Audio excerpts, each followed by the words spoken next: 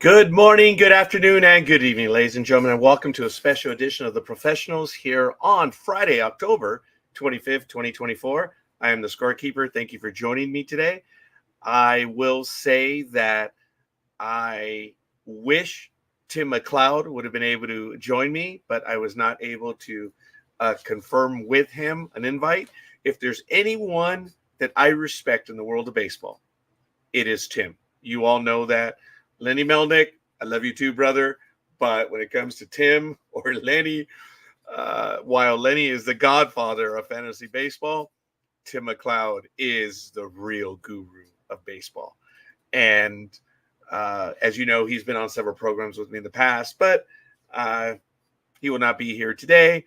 It's more my fault than anything else. So it's just going to be me today giving my comments and opinions on the upcoming World Series. Last time this happened, Dodgers Yankees, was in 1981. I was 12 years old at the time, and I was rooting for the wrong team back then. So it's obvious you know who I was going for. And I am still rooting for that same team. Now, I need you to keep in mind that in 77, 78, I was rooting for the Dodgers. But having been beaten thoroughly by them, I finally switched over to the dark side in 1979. And in 81, I lost again. In 88, when the Dodgers won, that wasn't my victory. My first World Series victory came in 1996. And you all know, and then, of course, all the other ones that happened after the fact. You know, a lot of people don't give me grief about it, but I'm a Dodger, I'm an Angel, I'm a Padre, but I'm a Yankee, and it's a lot more fun being a Yankee fan. It is. It just is. And everyone knows me as being a Yankee fan, and I'm going to keep it as such. So I'm dressed in my Yankee colors. Thomas, you remember this cap, Thomas? So just keep that in mind. But I'm going to get to it. And this is a lopsided opinion, obviously. There are no real prognostications because I don't do that. You know who I'm going for, but I'm not going to tell you who's going to win because it's stupid. It is just absolutely stupid. And we already have our first comment. Thank you, Elizabeth Olivia Cooper. Congratulations to you. Dodger Blue all the way, down with the D blank blank and Yankees. And some LOL or something like that. So what I'm going to do is I'm going to go position by position and just give you my opinion on each position. And then we're going to do the DH at the end, of course. And then we're going to do starting pitching and relief pitching. And in baseball, to even comment about starting pitching is immaterial. But I have something that I did tell someone in private, and I will share it today because rightfully so. The young man said, "That's a bold prediction." I'm thinking to myself, yeah, I only told you.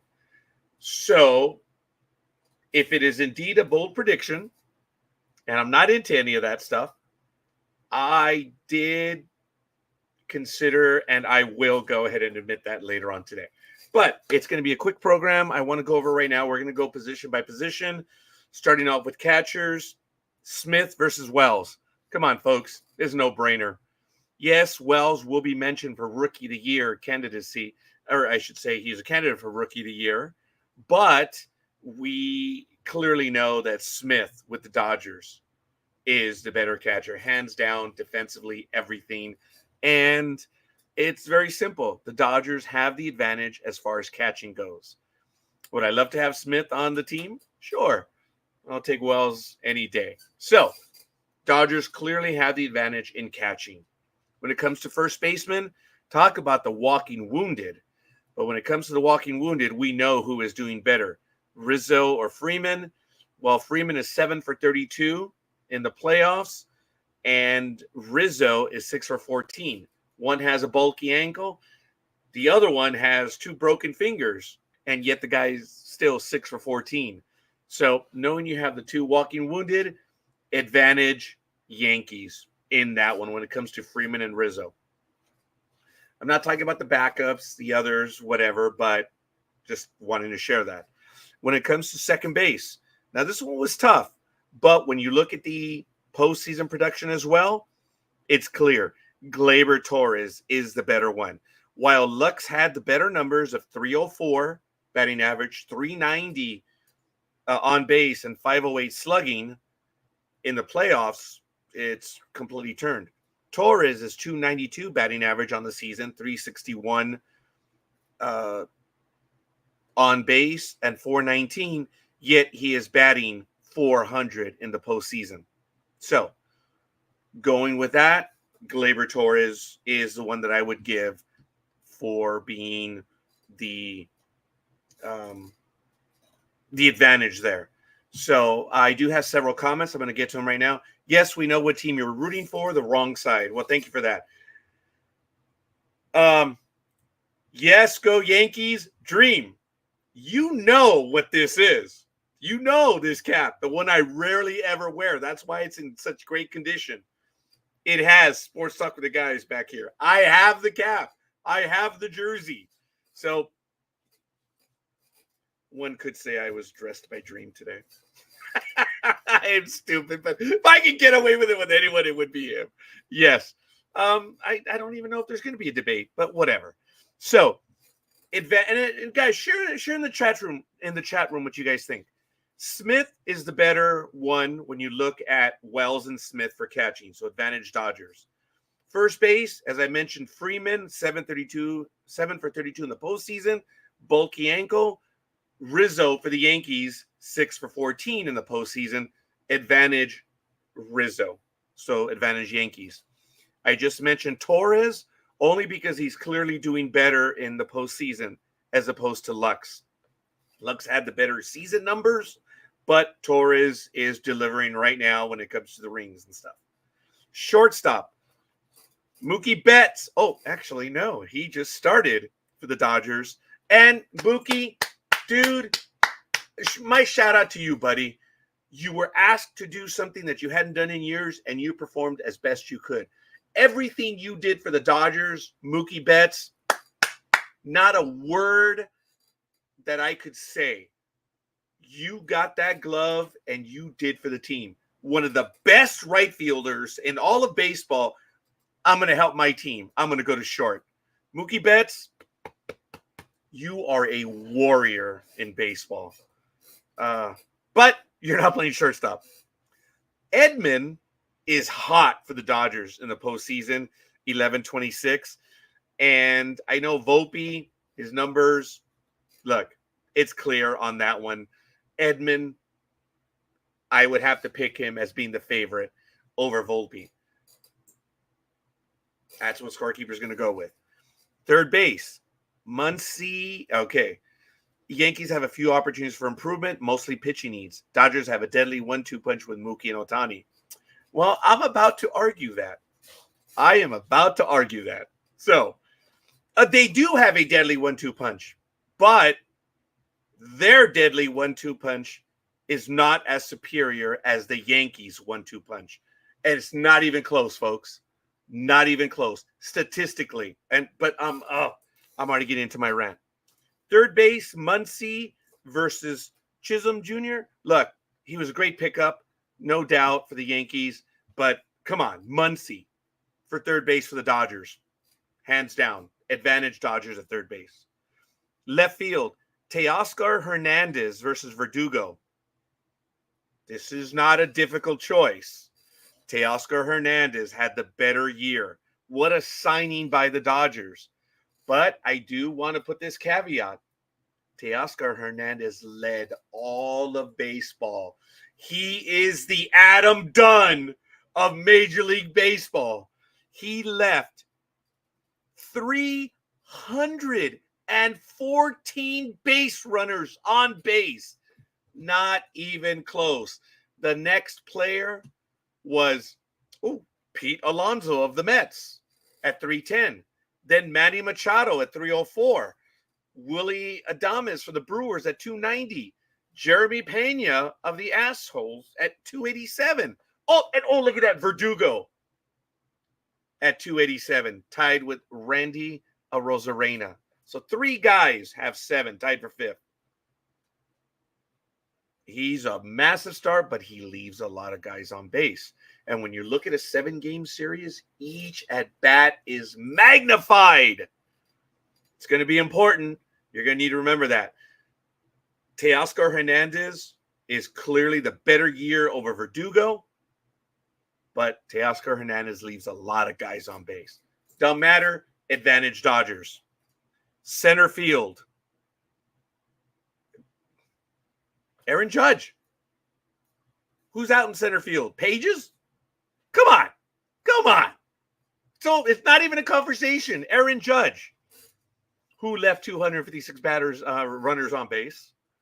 So in right field, Betts versus Soto. My respect to Betts, but the better season was Soto. Advantage Yankees on that one. So Teoscar Hernandez was a better outfielder over Verdugo. Judge in center field has no competition against Pages. It's done. And then you have Betts versus Soto. It's close. It's good. But I would give the advantage to Soto. Let's come to the DH. Ohtani versus Stanton. Stanton is having a phenomenal playoff. But I want to consider the whole season as well. Ohtani is the better DH. Stanton left 222 runners on base. Ohtani left 244. Interesting. But anyway, looking at the starting pitching, the Yankees are superior in starting pitching. They have 4, if not 5 starters. You have Cole, Rodon, Schmidt, and their 4th guy who was probably in the Rookie of the Year. They call him Heel, but it's Gill, but whatever. I'll take any of those 4 any day over any of the 3 that the Dodgers have right now of Flaherty, Yamamoto, and Buehler. Buehler can go 4 innings. I mean, if he was healthy, be a different conversation. No, actually, it would be a different conversation. Dodgers only have 3 starters. That's it. And they're weak. Yamamoto is the strongest one. Flaherty has had 3 starts in the postseason, and he's been lit up in 2 of them. It is what it is. The Yankees, and this is what I told, I'm not going to mention the person's name, but I said, if the Yankee starters go 5 innings in each game, it's over. The Yankee bullpen will be better off than the Dodger bullpen. The Dodgers have a better bullpen. The Dodgers have a superior bullpen, but the Yankees have a good to very good bullpen. And I do want to give shout outs to Elizabeth Olivia Cooper, of course, Thomas Whitney, and to John Gajitos. Thank you, John. Appreciate you stopping in. So you look at the 6 relievers that the Dodgers have, and their ERA is a cumulative 0.84. But I don't know if you guys caught this. The number 1 reliever on the Dodgers has been left off the playoff roster. Phillips is off the roster. He complained of a tired arm a few days ago. Well, the very next day, he was removed from the roster. Now, could he come back if there's a player that's hurt, needs a replacement, whatever? Yes. But the number 1 guy on the Dodgers pitching staff in the bullpen is out. Does that still mean the Dodgers bullpen is superior? In Scorekeeper's humble opinion, yes. But now a major hole in the bullpen. So if it's going to come down to what they call a bullpen game, if the Yankee starters go 5, they're going to be going to the bullpen less. Now, the Yankee bullpen in the postseason has a 2.94 ERA. No, I'm sorry. The Dodger bullpen has a 2.94 ERA, and they have pitched 49 innings because their starters have been lacking. Think about that. They've been putting a lot of innings in the postseason, and they're almost giving up 3 runs a game. The Yankee bullpen has 2.56, but they've only pitched 38 2/3 for 2 reasons. They've played 2 games less. 2 games less. I'll go over the numbers in a moment. But they have been more effective. Look at what happened. The Yankees took the Indians 4-1, and they took the Tigers 3-1. So right now, the Yankees are 7-2 in the postseason, whereas the Dodgers are 7-4 in the postseason. And the numbers reflect it. The Dodgers have the superior bullpen, but if your starting pitchers are not going to be there, you're going to need more of the bullpen. And in a 7-game series, the more the Yankee batters see them, we've seen it. We've seen this game before. So even though the Dodgers have a better bullpen, I like my chances with the Yankees having the better starters. So, advantage. I mean, this one was tough. I actually had said the Dodgers have a better bullpen, and with Phillips being out, I would tend to say that the Yankees have a better bullpen now, but realistically, the numbers, I think, would favor the Dodgers more. That one's almost a toss-up. With Phillips, not even close. Hands down, Dodgers have the superior bullpen. But now, not as much anymore. And when you look at the postseason numbers, the Yankee bullpen has been superior in every which way. Why are they pitching less? Because the starters have been more effective. And folks, you know all about baseball. You have starting pitching, you win. The Dodgers are the best team in baseball. They're coming in with a better record. They are favored. And I'm going to stick with that. The Dodgers are favored in this series. The Yankees are the underdogs. But being the second best team in baseball, I'm all right with that. So, let's get to the monkey in the room, or the gorilla, or whatever. Shohei Ohtani. The world is going crazy over Shohei Ohtani. This season, Shohei Ohtani hit .310 with 54 homers, 130 RBIs, and an OPS was 1.036. Impressive. He's a star. He is the DH. Remember that. He is the DH for the Dodgers. Didn't pitch this year. Didn't play the outfield, infield, anything. Fine. His numbers are absolutely awesome. .310, 54 homers, 130 RBIs, and 1.036 OPS. Aaron Judge from the Yankees hit .322, 58 home runs, 144 RBIs, and the OPS was a 1.159. And everyone is raving about Ohtani. That's why the Yankees really don't care. Ohtani's a phenomenal hitter. He is. But you want to know who I'd rather have? Judge over Ohtani? It's clear. I get better production across the board. And I'll take it a step further. This year, as I said, on base percentage, Ohtani 390, Aaron Judge 458, slugging, which is a measure of power, 646 for Ohtani, 701 for Judge. Folks, not even close. The numbers are clearly superior, but the world is going mad over Shohei Ohtani. Phenomenal player, but I am happy with the position that I'm in with the guy that I have. So, one of the most difficult statistics to find in Major League Baseball is runners left on base. Always have a hard time finding that one. Took me about 2 hours to find it because I'm not a very good search person on the internet. So I found them. Shohei Ohtani left 244 batters on base. Aaron Judge left 256. Okay. Ohtani better. He left fewer guys. But when it comes to contact, Aaron Judge struck out 171 times. Ohtani struck out 162. Struck out 9 times more. Okay. How about walks? Ohtani. 59. I apologize. 81 walks. Impressive. Aaron Judge. 133. Okay. How about total hits? Aaron Judge, 180. Ohtani, 197. Okay.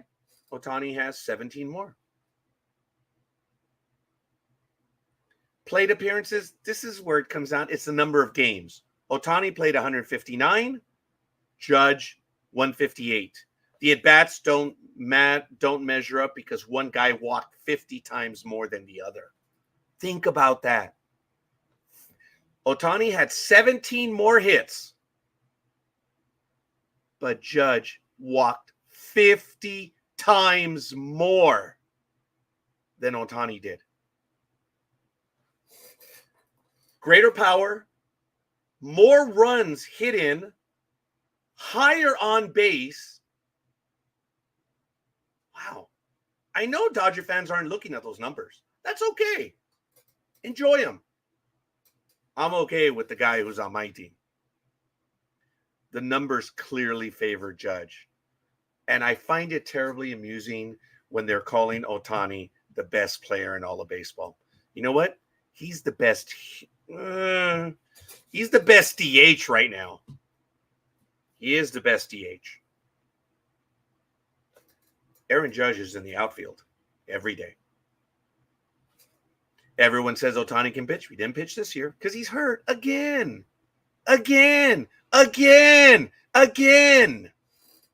Next year's a different story. Last year, he was hurt then too.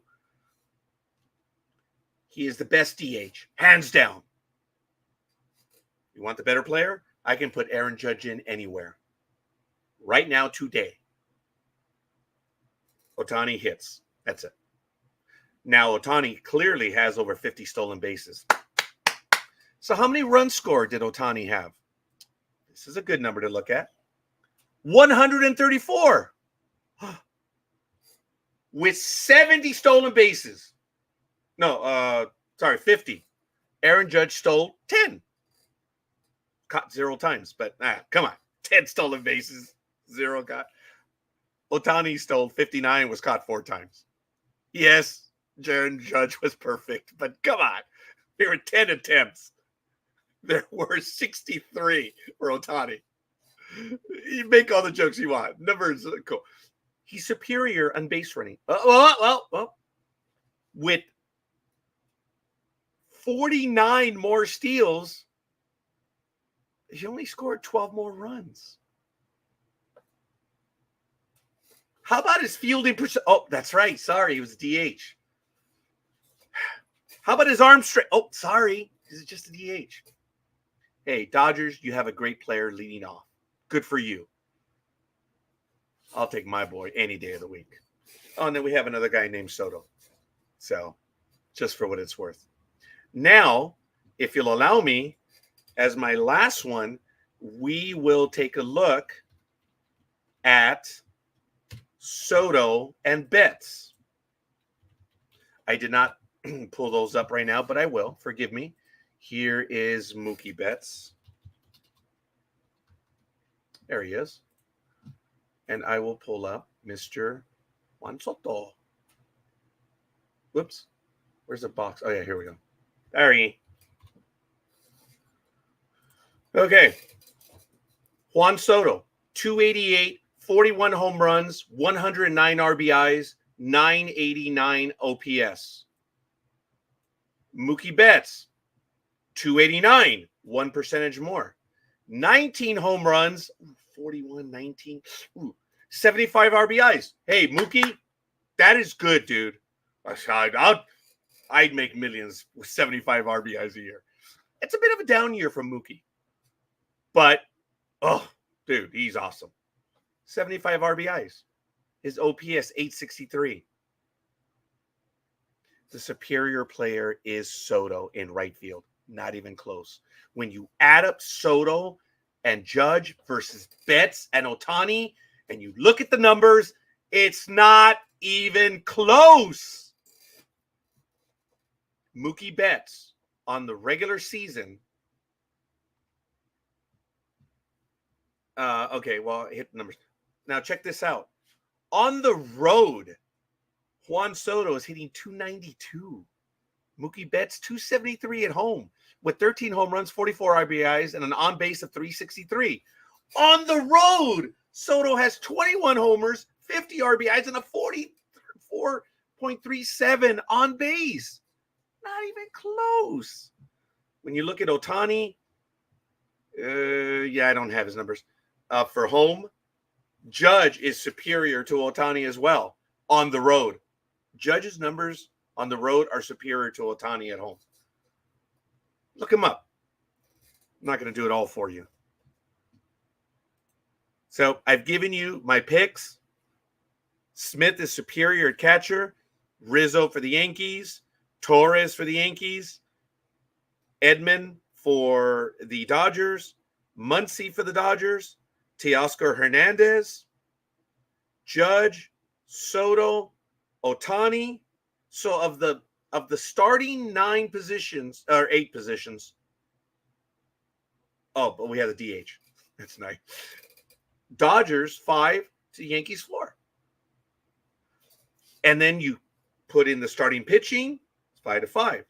And then the Dodgers have the advantage with the bullpen, which I almost gave toss-up, not thinking about it. I just did that count right now.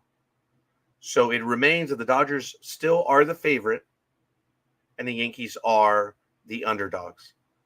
But when I hear everyone talking about Ohtani and Betts, not even close. Not even close, ladies and gentlemen. What will Scorekeeper give as a prognostication? I will not.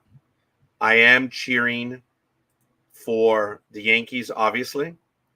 But all I'm going to tell you is the Dodgers are favored and the Yankees are the underdogs. So, but I'm going on record by saying if the Yankee starting pitchers go 5 innings, I like my chances. And if all the starters go 5 innings, it may be 4-0. I don't see that happening, but that is the prognostic. That is what I told one of my classmates. If the Yankees get 5 innings off their 4 starters, why did they get 5 innings? Because the pitching shut down the Dodgers and the Yankees are in the lead. That's why. And in the era of starters going 5, maybe 6 innings, go figure. But that is the view from the perch of where the prognosticator sits. This prognosticator being the Scorekeeper. I'm not going to call anything. I'm just going to tell you I am looking forward for a phenomenal series, and I can't wait. But for everything else, cheer for your team. Don't be stupid. Don't make enemies. It's a game, people. Remember that. So thank you, Liz. Thank you, Thomas. Thank you, John, for showing up for this episode, and for everyone else that decided to show up and not comment. I see the numbers. There are a lot of people lurking. I feel I'm having another MRI because there's just people that were lurking. There was a story with that MRI. Anyway, as I say, it's going to be an awesome series. Guys, we'll see you on the other side. Don't forget to catch Sports Talk with the Guys tomorrow at 6 a.m. Pacific time. Take a look at the calendar on NDB Media. Oh, my gosh, there's so much stuff going on. We'll see you guys on the other side. Peace.